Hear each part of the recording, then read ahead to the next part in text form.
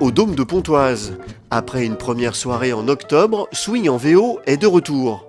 Créée par Christophe Lagan, guitariste et luthier de renom, cette association organise des concerts de jazz manouche. Un style de jazz à la française, créé dans les années 30 par le guitariste Django Reinhardt.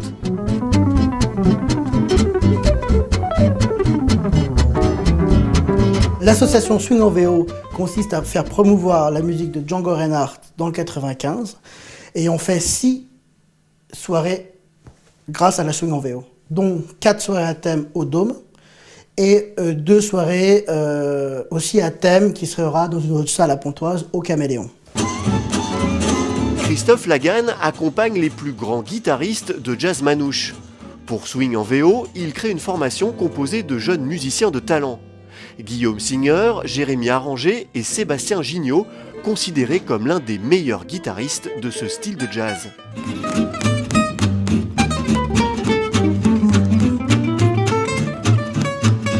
Ça fait un moment qu'on se connaît tous et puis là c'est inédit parce qu'on n'a jamais joué tous les 4 ensemble. Mais le nom de la formation de ce soir c'est Quartet du Hot Club d'Île-de-France. En fait c'est un clin d'œil au quintet du Hot Club de France de Django. Mais nous, comme on est plus modeste, on est Île-de-France pour l'instant. Christophe Lagan est musicien, mais aussi luthier. Il fabrique des guitares de qualité, mais elles n'ont pas encore la renommée de celle-ci. C'est une Selmer, la référence des guitares manouches. Guitare fétiche de Django Reinhardt, elles sont toutes numérotées et très recherchées. Leur cote peut monter jusqu'à 25 000 €. Numéro 287, mon pote. Fabriquées en France à moins de 1000 exemplaires, ces guitares seront commercialisées jusqu'aux années 50. Celle-ci appartient au père de Christophe.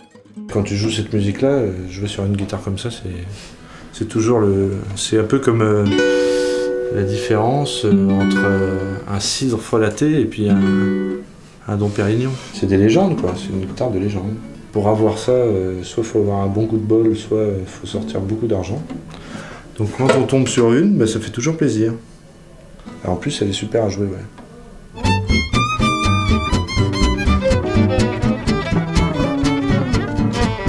Avec son carnet d'adresses, Christophe Lagan espère pouvoir monter un festival jazz sur 2 jours, avec des têtes d'affiche comme Thomas Dutronc ou Biréli Lagrène.